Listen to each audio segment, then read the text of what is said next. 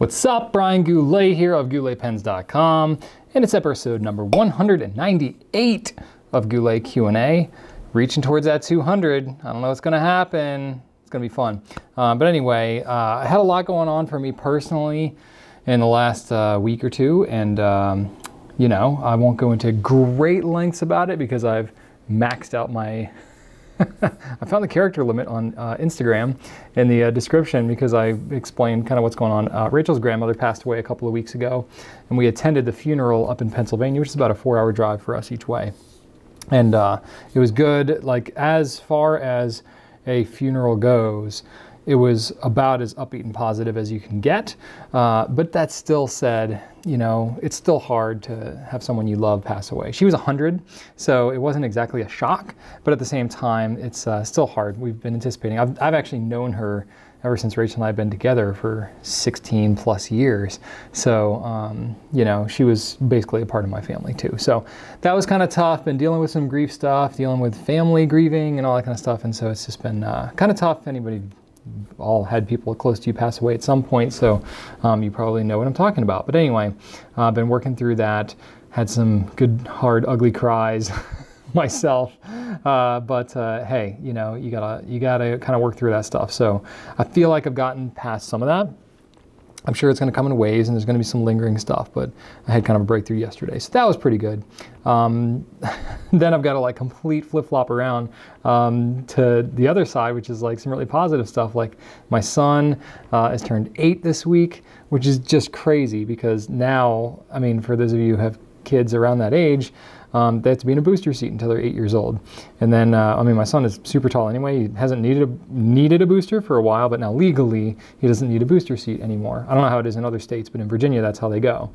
So now he's like, wow, he's like an actual like person in the back seat of the car. It's kind of crazy. I don't know, just little things like that come along as your kids grow up, and you're like, wow, man, time is really going here. Like, I remember in the baby seat, and then you turn the baby seat around, and then you had the booster, and then you had it's just kind of crazy. So anyway, it's fun stuff watching the kids grow up. And then we have our company party coming up this weekend as well, which we're getting prepared for. It's going to be a lot of fun. Really excited about that. Got a really good team here. It's been planning it hard, and it's going to be a lot of fun. So we opted this year to do our company party after the holidays because it gets a little crazy, and I'm glad that we're doing that, at least to this point. And I have something kind of cool and interesting and exciting, going back to like actual pen stuff now. We're doing a giveaway that I'm actually kind of announcing with the introduction of this video. So this will be a little bit, you know, nice little sneak peek for you all here in Q&A. It's a Lamy All-Star Vibrant Pink giveaway. So it's the new All-Star that is going to be coming out soon. It's not available yet. We're not taking pre-orders or anything like that, but we are going to announce a contest for your chance to win one of the first that we get in. So we're actually going to have 3 winners. We're going to be running the contest from now, the announcement of this video, through, let's see here, what do my notes say? Tuesday on the 30th at 11:59 p.m. Eastern US time. We'll announce the winners on the 31st in the Q&A blog post that we're going to be putting up. So be sure to be checking that. That's where you can enter as well. So if you're watching this on YouTube, or if you're hearing this in the audio version, be sure to go to the blog.gouletpens.com. Check out the blog post for Q&A 198, and you'll see the contest stuff in there, and you can enter through Rafflecopter in there. We're going to have 3 prizes, as I just mentioned. One of them is going to be winning the new pen and ink, the bottled ink together. One is going to be just the pen, and one is going to be just the ink. So we're giving away 3 different prizes. One's kind of a grand prize, and 2 are the runner-ups. And it's going to be randomly selected, so you can see all the rules of entry through Rafflecopter there. We don't have the pens in our hand yet, but you'll get them as soon as we get them in. And so that's in there. As far as pens and stuff that we've had going on, we have the Conklin Classics, which we had a little bit of a whoopsie. We kind of put some wrong pens in stock and ended up, in a good way, I guess technically, we put in too few of what we had in stock. So it looked like we cleared out, but we didn't. We actually just put them in wrong. So we should be okay. We should have those in stock for the foreseeable future. So these are solid ebonite pens. which ebonite is actually a surprisingly expensive material, and it's so we have to charge a little bit of premium for that over, say, like the Nighthawks that we've done before. But it's really cool. We have 3 different finishes. We went with like the kind of Americana theme, so we got to choose the theme on this one, have some input on the design, and then come up with the names for them too. So we went with conklin, kind of like a throwback to, especially because ebonite is a very kind of vintagey material. Conklin is a serious vintage brand, and so we went kind of in that direction with very much kind of like, I don't know, we'd been developing this, and I was you know, planning this trip to Ohio for Edison pens, which I did early January, and I just got kind of a feel for like what it's like in northern central Ohio, and Toledo is not, Toledo is originally where Conklin was headquartered, so I got somewhat of a feel for that kind of Americana central, you know, Midwest kind of thing. So it was pretty cool. And so it's solid ebonite pens if you like that. 3 different colors. We have Rainfall, which is the blue and black. We have Harvest, which is kind of this multicolored one. It's kind of a tan, orange, and black. And then we have Fire Lines, which is black and red. So these are all kind of agriculture themed. Fire lines, if you're not sure what they are, when farmers are wanting to revive the soil, they'll actually burn the old crop that's there after it's been harvested. And the fire lines is what's actually kind of pre-burned around the edges to kind of contain the fire in it. And it's got a little bit different pattern to it. It's not quite as much of the kind of, not the swirl pattern, but it's got more of a ripple kind of pattern to it. So it's got more distinct lines, so we thought Fire Lines is appropriate. So anyway, kind of a fun pen, $139. It's got Goulet nibs on them, stainless steel nibs. They are cartridge converter, but you can convert them to eyedropper. It's already got the O-ring and everything all built in to make that easy for you. So if you're into the vintagey kind of vibe and vintage Conklin, you should check this out because I think they're pretty cool. And then, of course, had a hand in doing it, so of course I would think it's cool. Another one that I didn't have a hand in developing, but it is still new from Conklin, is the Conklin Nozac. Now, if you are a true vintage aficionado, which I am admittedly not that deep into vintage stuff, but the Nozac was a pen from way back, so they've kind of revived the name a little bit. Very different pen than it was originally. The Nozac was meant to have like no sack. It was one of the first kind of pens that had no sack, and so that's kind of where the name came from. And this pen does not have a sack as well, so it's kind of true to its form. There's 2 different colors. There's Ohio Blue and Toledo Red, and they're very much this kind of like swirly pattern. It's not so much like a deep like pearlescence, but it has like this very much kind of like I don't know, color smear kind of effect to it. It's really interesting.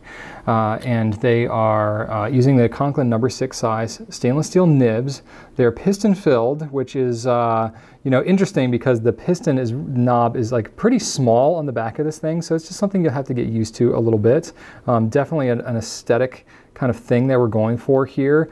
Me personally, it's interesting because I have very slick, oily hands, so it's just something you want to be aware of. You know, but being that it's a piston pen, you're just not going to, you know, be changing colors in it probably quite as often as you would other ones. So with that in mind, it's really not a huge deal. It's not tough to turn the piston or anything. It is a metal grip, and it is a magnetic cap as well. So it's got a decent latch to it. It's not as much of a clack kind of I just hit the 2 pens together when I did that. It's not as much of a kind of clacking magnetic cap sound as it can, but it's the material that I think is really going to be appealing to most of you. It just has a really interesting kind of pattern to it, and if you like that, you can check it out. $132 for those and the 2 colors, and you can check out different nib sizes that we have there too. And then we also have the new notebook called the Clairefontaine My Essentials. Same nice paper from Clairefontaine that you're used to, with some really cool and interesting kind of covers. So that's kind of neat. It's not every day we're coming out with new Clairefontaine stuff, so you can certainly check all of those out on our site as well. And then we picked up some Monteverde ink cartridges, just kind of a selection of maybe like the 10 most popular colors that they have. So you can check those out. We don't have all the colors. We decided to kind of dip our toes in the water. Cartridges are something that's kind of thrown us off in the past because they kind of come and go in terms of interest, and in the past we haven't had very strong interest at all in cartridges for most of our customers, but it's something that's picked up a little more recently, so we decided what the heck, we'll expand our cartridge offering just a little bit. These are standard international cartridges, so it'll work with, you know, a decent number of pens, but it won't work with some of the specialized ones like Lamy or Pilot or I'm trying trying to think of some of the other specialized ones, Parker, Schaefer, anything like that. But it'll work for all the standard international ones. So anything that'll fit like a Jeroboam cartridge or Diamine, or trying to think what else, other standard international cartridges, Visconti, you know, so those will all take these Monteverde cartridges. We did send out a customer survey because we're trying to work on some like website stuff and planning out for some things. So that was cool to get that feedback. We got a lot of responses, like 3,500 responses from that with all kinds of amazing feedback. So if you were involved with that, it's kind of already passed, but if you're involved with that, thank you so much. We appreciate that feedback, and we're gonna make our site better because of your feedback. And then lastly, before I get into the questions here, we put out a Goulet Pens polishing cloth video, which is a pretty straightforward device, but it was the first video that Andy and I shot together. I think it was her second day here. And then I had the Lamy visit and all this like crazy Lamy stuff, and that has consumed all of her time. So even though it was the first video that we shot together, she has since been busy with a lot of other things. So I don't know, it was kind of interesting just to get that out there. We tweaked a couple of little things that are kind of different on that one that I'll let you check out. We'd love some feedback on that if you have it. So thanks for checking that out. All right, I'm going a little shorter on the questions. I only chose 5 questions this week, so I aspire to end a little sooner, but I'm not known for my brevity in these Q&As, so we will see how it all turns out, okay? First one I have is a pen and writing question from Joseph D on Facebook. I was browsing your store and couldn't help but realize you have Conklin flex nibs with cutouts similar to the Pilot FA nib. How does this nib design compare in terms of flexibility when compared to popular steel flex nibs like noodlers in terms of ease of flex and line variation? Okay, so the new pen that you're referring to is called the Conklin Duraflex. And we have this on our site. This is a sample that I have. I don't have the pens in stock yet. I think it's going to be about another month before I get them, towards the end of February. So I apologize for teasing a little bit ahead of time, but I think it's an exciting pen that you're going to be interested in. That's why I wanted to kind of share it out this early. It is going to be this particular pen, the Duraflex. It's a black resin pen with rose gold trim, and it's got a black Duraflex nib, and the nib itself, I'll zoom in a little bit so you can see exactly how it's designed. I grabbed an FA Pilot nib as well, so you can see it's pretty drastic cutouts, and it's got kind of a very, I don't know, it looks like a medieval weapon, like a spear of some kind. But the reason you have these cutouts is because it basically weakens the metal right around here and allows it to flex a little bit more. So when you're talking about flex nibs like this, well, first let me just kind of cover the pen a little bit. So it's about the size of a Durograph, and it's got that flex nib on it. It's a cartridge converter pen, and it's going to be limited edition of 1,898 pieces, because that's when Conklin was founded, was 1898, kind of clever. And it's, let's see here, what else was I going to say about this pen? It's going to be $60 on our site. So as far as flex nib pens go, this is going to be on the more affordable end. So I think it's going to be kind of exciting. Not as inexpensive as a Noodler's pen, but I also think the build quality is going to be more appealing to a lot of you than a Noodler's pen, so that's why I think it's going to be exciting, and just the rose gold trim and stuff is really cool. So let me compare a couple of other pens. So when we're talking about flex nib pens, there's really 4 ways that I know to achieve flex. One is to use a more flexible metal. So rather than using steel, you can use gold. I feel weird like cutting off my eyes. Let me zoom out a little bit. I'm like zoomed in right at my mouth as I'm talking to you. So you can achieve that by getting a weaker metal. Not weaker probably is a wrong connotation, but a metal that is more flexible. So rather than having steel, you can use something like gold, titanium, palladium, something like that, and that will allow the nib to feel softer or even flex out altogether. You can thin out the metal on the underside. That is more of a challenge to do, requires a lot of handwork, or you can just have a nib that's stamped to be thinner in general. Using something like stainless steel. That gets a little bit tricky because when you start to thin out the metal, then you can get more flex to it, but are you going to get the spring back that you need to get it back in place? That's where it's going to be a very, very fine balance between what it is you're doing to the nib and the performance you're trying to get out of it. You can cut out parts on the side of the nib. That's what you've got going on here with the Duraflex. That's also what you have going on with the Falcon, the Pilot FA, which I'll show you in a second.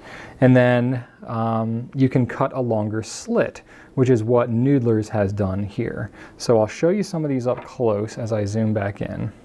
So the Duraflex, and forgive me, I don't have all the exact details on these nibs as far as the thickness of the metal, so I can't tell you whether any of these have been like thinned out on the underside, and if they have been, my apologies, because I won't go into that detail. But you can see here it's got the cutouts. So a normal nib, if I can find a normal nib, okay, I've got a stipula right here. So I've got a stipula stainless steel nib right here. You can see the metal goes all the way to the sides. There's no cutout. That's to add strength and reinforce it a little bit. You can see here, between the breather hole and here, that's all the metal that you have here, connecting the tip to, you know, the rest of the nib. So it's quite a bit of a difference in metal there, and that's part of what's going to add to your flexibility. With the Noodlers pen, what did I do with my Noodlers pen? Here we go. The Noodlers pen is going to be a very different design. So there's no cutout on the wings of the nib, but you have this huge cut in the slit that is going to, and it goes all the way down into the grip of the pen. So that is going to allow the entire tine of the nib to bend back, and it's bending it further up. So very different kind of unconventional design there as far as the nib goes. And then the Pilot FA, or the Falcon as it's called. Oh, sorry, this is a regular Pilot Falcon, which is typically known as being a soft nib, not advertised as like a full flex, but a lot of people kind of associate it with that. So some of that is you have material being removed, not so much in like these notches cut out, but it does get much thinner towards the tip. I don't know what's been done underneath, but it looks to me like it's been thinned out a little bit on the underside to add a little bit of softness to it. And then the fact that it's a gold nib instead of a steel, it helps with that. So a lot of nibs that are made to be more flexible are actually 14, in the gold nib are actually 14 karat instead of 18 karat, because 18 is actually too soft. So they do 14 so that they can thin it out on the underside, and then it can have the flexibility but also the strength to spring back.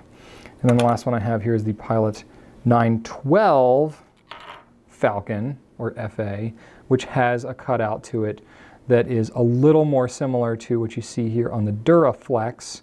The difference being that you're dealing with a gold nib instead of a steel, so the design is going to look very different, and then you might also have some thinning out and stuff like that. So this is an even more kind of specialized thing, but that's, so you got a combination of different things going on with this nib, which, you know, Pilot knows what they're doing with nibs, and that's why you're getting that. So hopefully that gives you a little bit of insight into the design anyway. Before I zoom out too much, I do some writing samples. I'll just fully admit I don't have the greatest of ability to show you a live writing sample in this Q&A, but I did write out with both a Noodlers Flex and a Conklin Durograph in an actual writing sample, so you can see the difference. Of course, you can look at these in the nib nook. I should have both of these in there. I just did the Conklin Duraflex. I don't know if Sarah's going to have gotten it up there quite yet, but it'll be soon. In terms of how it actually performs on the page, it's going to be fairly similar. What I will say, as I'm writing with them, the Noodlers Flex puts out a lot more ink. So the Duraflex, it is, the flow is consistent and it flexes out every bit as much as the Noodlers pen does. It is a little bit softer though, so it doesn't take as much pressure, as much work to get the flex out, and it doesn't dump quite as much ink down, so the dry time is a little better. It's still long dry time, but the dry time is a little bit better. You got to slow down a little bit when you're really flexing it out like I was doing over here and on my X's, but the end result performance is going to be fairly similar, so you're not having to compromise much there. And then I didn't do a writing sample of the Falcon or the 912, but both of those are going to be a little bit softer than these. I think the Pilot Falcon is probably going to be a little bit softer than the Duraflex, and then the FA, sorry, it's confusing, the Pilot Soft Fine Falcon is going to be kind of the next step up from here in terms of softness, and then the Custom 912 FA Falcon is going to be even softer, so kind of the softest of the bunch. But again, you're also climbing up in price as you're going through all those. So I think if you're looking for a pen that has good flex writing performance, that is in an attractive pen that's in an affordable price range, I think this is going to be a really exciting one for you, because I know I get asked about this kind of stuff a lot. And there's just not that many pens that are available with any type of flex to it, really in between a Noodler's pen and say a Pilot Falcon. So that's part of why I'm so excited about this Duraflex, and I'm eager to get this out there into your hands as soon as I have them available, so that you can get to test them and see them for yourself. But I've been pretty pleased with it so far, and as we get closer to, we'll come out with like writing samples and videos and stuff like that that kind of show how it actually performs, but at least you get some kind of an idea here today as I'm talking about it. Cool? All right. This next question that I have is from LHL Vieira 61 on Instagram. Forgive me if I said any of your name wrong there. I tend to fiddle with things and not in a tinkering good way. This means that sometimes I get to fiddling with a piston pen in a meeting and then, well, I've made a mess. I know the answer to that. One thought, just stop it already. However, I've fiddled one O-ring off the end of my Twsbi Classic. In 1 month, I wore the wee thing out. Which of your O-rings should I use to replace it? The preppy seems likely. If not, where can I find a replacement? I'll probably need a bulk supply. Okay, so when you're talking about this pen, Twsbi has a lot of different O-rings on their pens, but you're asking me specifically about the Twsbi Classic, and you're talking about the O-rings that are on the filler knob, which is actually what's used to help post the cap. So there's 2 O-rings there, and I think, you know, with one O-ring, you're gonna be like mildly okay, but it's just not going to be as secure as you probably would like, which I totally understand. I went ahead and I pulled a preppy O-ring. I pulled the O-ring off this thing. I reached out to Twsbi. I'm waiting to get Twsbi's kind of like, you know, official measurements on it. I took my own that I kind of hackneyed together, and I will get you, if I get the feedback in time when this video publishes, I'll give you Twsbi's official kind of thing. And if not, that's okay, we'll just put it on the website maybe. But I took my own measurements of it using these beautiful, you know, calipers here. And I can give you those dimensions if you want to go source out your own, by all means. You can check out bulk suppliers. Of course, bulk suppliers typically want you to buy them in like the hundreds or thousands, so you're probably not going to need that. But the good news is the preppy O-ring I think would do just fine. So I'll try and show you close up just so I can give you a little bit of detail here. So the Twsbi Classic has these 2 little O-rings on the back, and what you're saying is that one of them came off. So if I kind of pinch them a little bit here, I can kind of get it out. Boom. And there's your little O-ring. Cool. And the other one is still in place there. Here's a platinum preppy O-ring. So it's going to be slightly smaller in diameter, so preppy, Twsbi. So slightly smaller in diameter, slightly larger in thickness. But it's not a world of difference off. So I'll go ahead and put this preppy O-ring on my Twsbi Classic and let you see the difference there. So you can see it's a little bit thicker. So it sticks out just a little bit. And you know, maybe you would want to actually switch those so that the thicker one was going to be more in place. Whoops, I'm taking off the wrong part. But it'll still post. It posts a little bit tighter, so it's maybe not like the most ideal situation.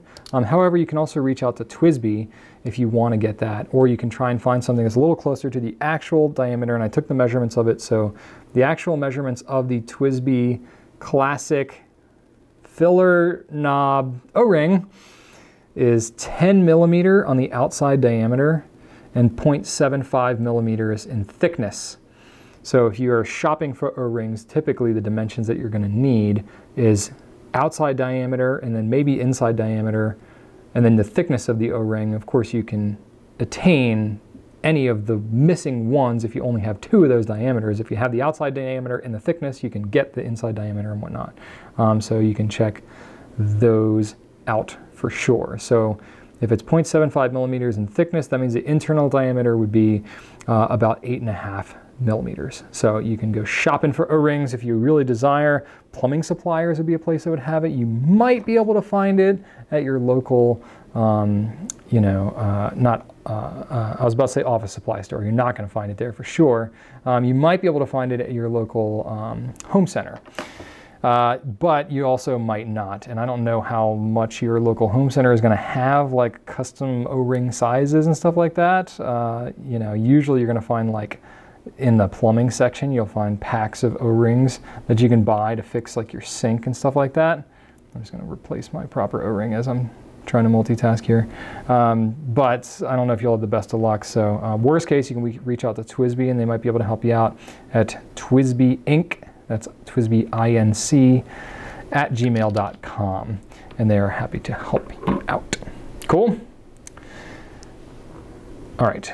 So this next question is from Twitter. This is CR4, okay, CR4CKTHSKY. So cracked sky, something like that. Do you think the demonstrator popularity is just a fad, or do you think that it'll be around for the foreseeable future? For me, I've been into this thing since, well, 2009, but 2010 is when I started selling pens. I bought my first fountain pens in 2009, and they've kind of been a thing since then. So, you know, it's going on 9 years.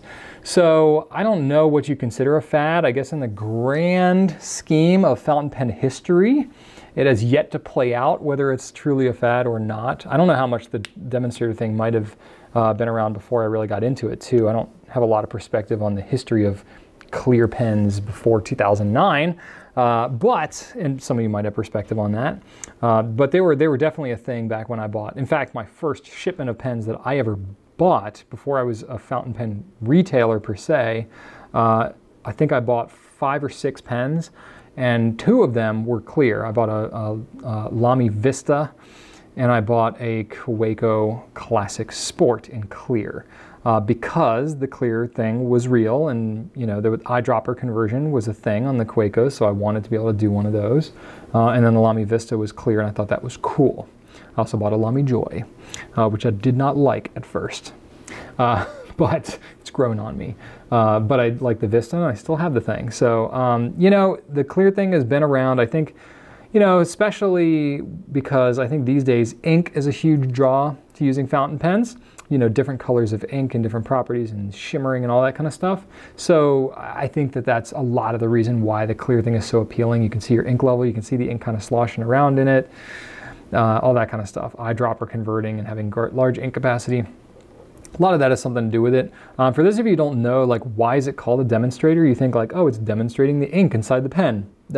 Okay, yes, that's kind of true, but that's actually not the reason why it's called a demonstrator, because if you think about decades ago when you had fountain pen brick and mortar stores, no online retail at the time, you would have sales reps that would come around and, you know, do sales calls to the brick and mortar stores. There would be, you know, showing new products. You would do education, teaching how to do repairs and stuff back when that happened at brick and mortar locations.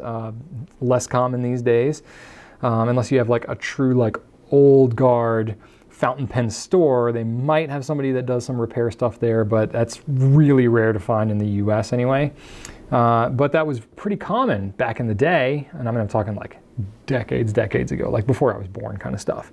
And so the sales reps and distributors and all that kind of stuff would go around to all the stores, and they would have the new pen, and they would say, hey, I've got this new pen, it's whatever such and such model, and they would have a clear version of the pen with actually like engraved like parts or part numbers or everything on the pen that was actually used to demonstrate how the pen worked to the retail, you know, store operators.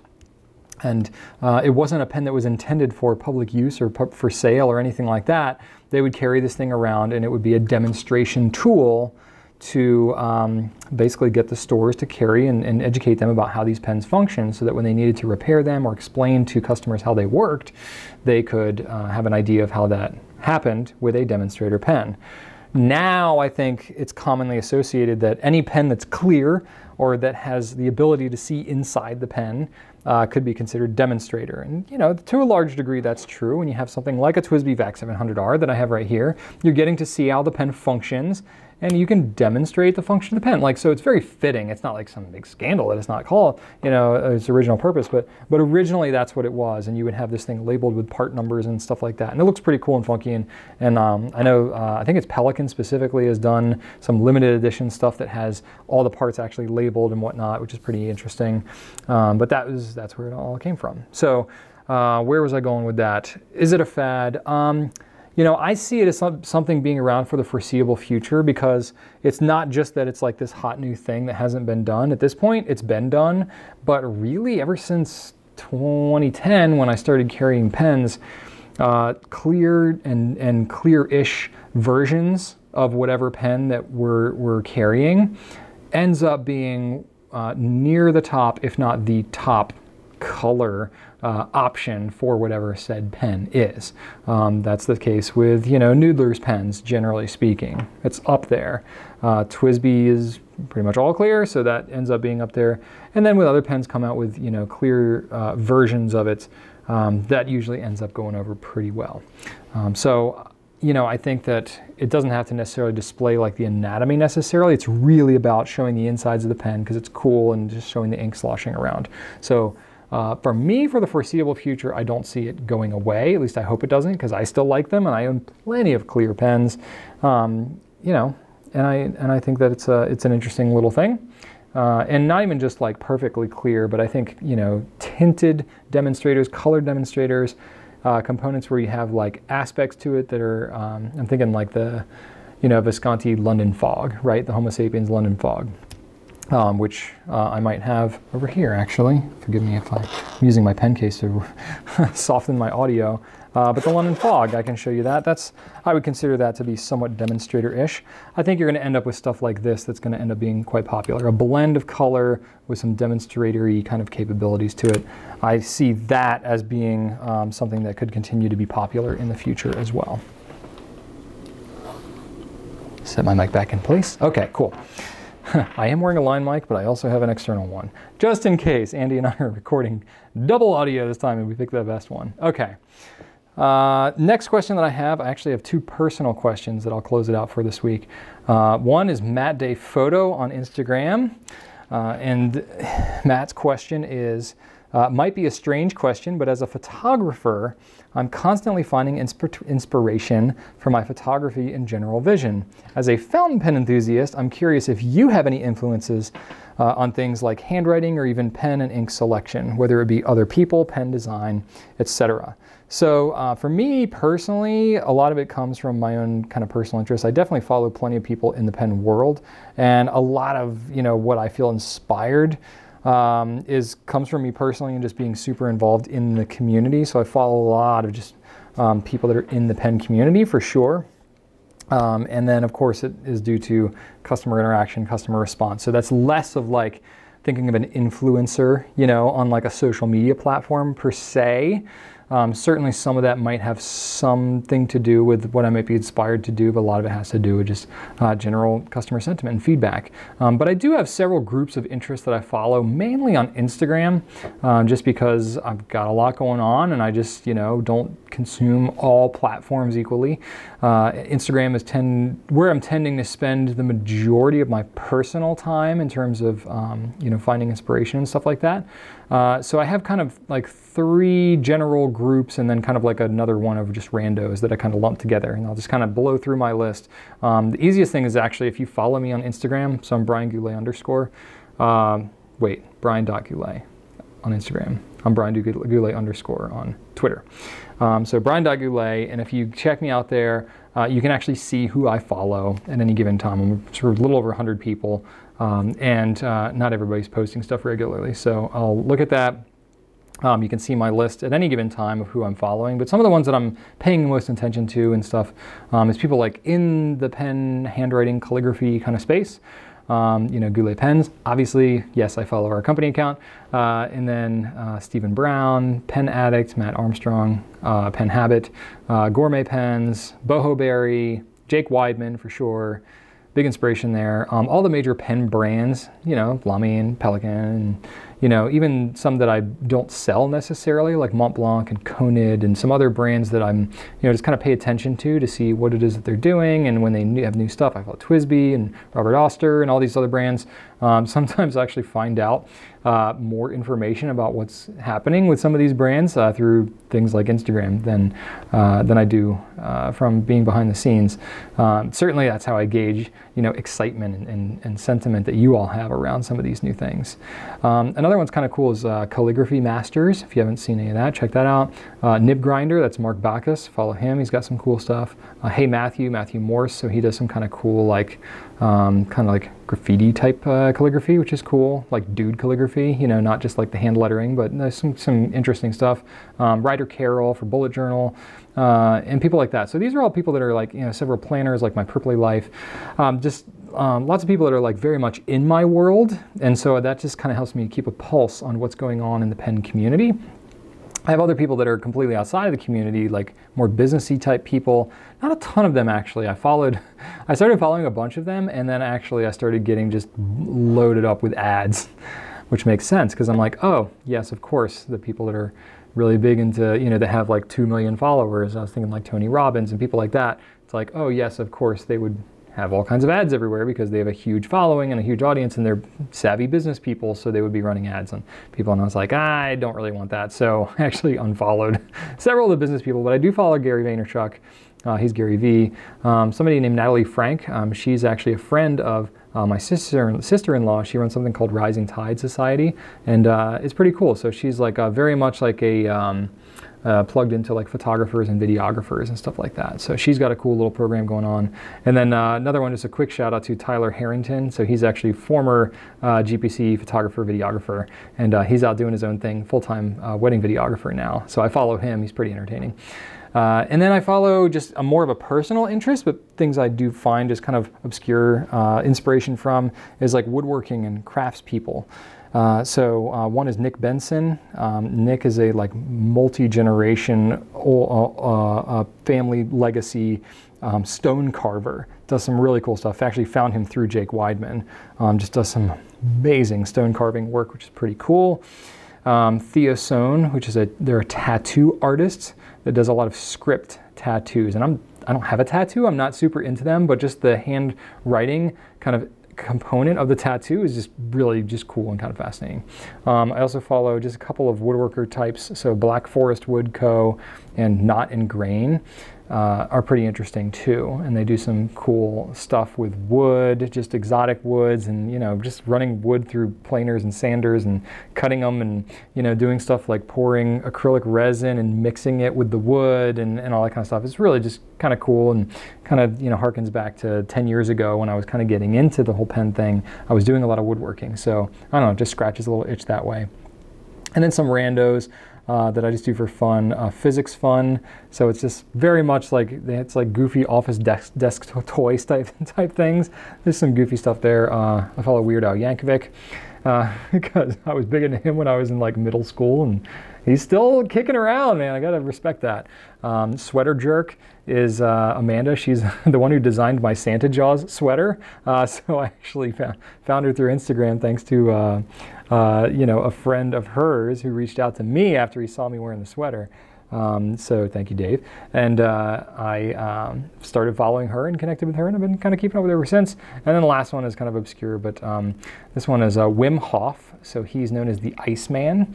He, not joking, will like do yoga or go swimming or something in like Arctic temperatures in just shorts. You know, he's like hiked Mount Everest and K2 and stuff like that in shorts. That's it. Crazy stuff. So he's kind of a interesting dude to follow. So I follow some of his stuff too. So anyway, that's kind of my little world. I don't spend a ton of time following these people. Literally on Instagram, I'm like kind of blowing through. I post my own kind of stuff, but I got kids, I got a business, I got all this kind of stuff. So I'm not spending a ton of time there, but I will kind of flip through and pass something and be like, oh, that's kind of cool. So anyway, those are some of the people that inspire me a little bit. All right, and this last question I have for this week is from reed.thoughts on Instagram.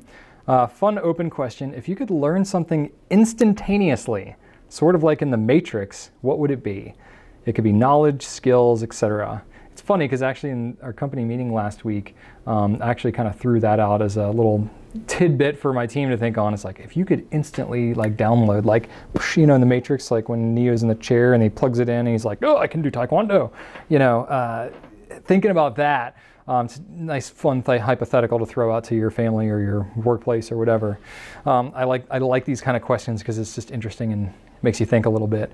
For me, there's a lot of interests that I would like to just know, or that I have kind of a passion for, that it would be great to just like be able to dive right into it. You know, woodworking would be one. Honestly, like calligraphy and handwriting and stuff would be great because it requires tons of practice. But if you could just like skip right to it and be doing Jake Weidman kind of stuff, like that'd be pretty rad, right? So that kind of stuff. Cooking too, if I could be like a great chef, that would be kind of awesome. Nib tuning for sure. If I could just instantly know how to do all the nib tuning stuff, that would be kind of rad. Photography, you know, basically all the things that I have somewhat of an interest in or that I do a lot would be nice to be able to kind of fuel inject that.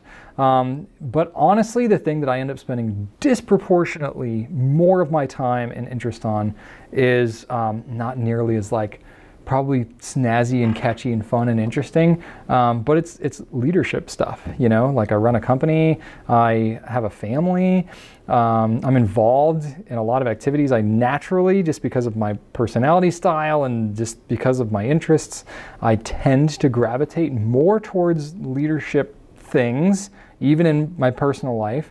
It's just kind of the way that I'm wired. So, and couple that, well, so I have an interest and a passion for it. There's an extremely practical use for those skills, and also it takes a tremendous amount of time and energy and frankly just learning things the hard way to be able to do that stuff really well. So if I could just like plug into my brain like masterful leadership skills, like that would be really pretty cool, because then like even just from the time that, you know, I've started a family and like how much more I know now about parenting, which, let's be honest, parenting is really just leadership for your family, right? You're leading your children well, you're teaching them, you're servant leadership, you're caring for them, you're letting them learn hard lessons and teaching them, letting them fail, and then talking with them and supporting that. Like, it's all the same stuff. I mean, yes, obviously the approach is a little bit different, but there's a lot of similar principles of leadership between raising a family, running a business, and all that. I could see that actually translating well into both areas, and that would be something that would excite me a lot, because I'm really looking forward to the days when I'm much older and wiser. I'm not one who looks back necessarily on my younger years, I'm very much glossing over some things here, but in the grand scheme of things, I'm getting more excited as I get older, because I'm just wiser. I know so much more. Yeah, as I get older, my body's going to fall apart. I'm going to run into other hardships, but I'm really enjoying knowing more things, having more perspective, you know, just empathizing more with people, understanding, having a broader worldview. I'm enjoying that process. As my kids age, I look fondly back on when they were babies, but I'm like, yeah, I'm actually really enjoying them at the age they are now. And I look at what's coming ahead and I'm like, I'm getting really excited about where my kids are going to be. So for me, all that kind of stuff builds upon itself. And if I could just like fuel inject that kind of wisdom of leadership and experience into my brain, that would be tremendously rewarding. So if you could have like all of the wisdom of your older years, but in your younger body, that would be pretty cool. I can't think of much else that would be cooler than that. So that's my official answer. As you know, it's genuine though, like that's a genuine answer. It's not like a cop-out just because like I want to seem like I care about my job. No, it's really not that. As I was thinking about it, I was like, yeah, it would be kind of cool. Like, yeah, I could be a master woodworker, but it's like, how much would I really use that skill in practical everyday life? Okay, maybe I would use it more if I had that skill, but you know, the leadership thing it transcends pretty much every area of my life that I would enjoy. So there you go. I'm not going to ask you that question exactly for the question of the week here, but I am going to ask you something off of the previous question. So I'm curious to know, who are some of the other kind of influential people that are inspiring you on your social media programs, like on YouTube, on Instagram, or otherwise? And I'll be honest, I plan to like look into some of these and kind of follow and look for some recommendations, have you post who inspires you so that other people can see who you're following and being inspired by, to just as a kind of a community building thing. I'm just kind of curious and interested, since I've shared so much of kind of who I'm following. Maybe you can do the same for me and for others. That'd be kind of cool. I just think that would be neat. Well, it doesn't have to be just pen people. It could be whatever the heck it is that you're interested in. I'd be curious to know. So that's my question of the week for this week. I'll be back next week. I'm going to do something a little interesting, a little different for next week. I'm not going to tell you what it is in case it fails miserably and I have to change it, but I'm going to try something that I've never done before for Q&A next week. So be on the lookout for that. So it should be fun and interesting. Hope you have a great weekend and a good rest of your week. You can check out most everything I talked about here on gouletpens.com. Be sure to subscribe to all of our various channels. Enter into the Vibrant Pink giveaway if you haven't yet. Go ahead and as soon as this is done, wrap that up and go over there. Thanks so much for watching, and right on.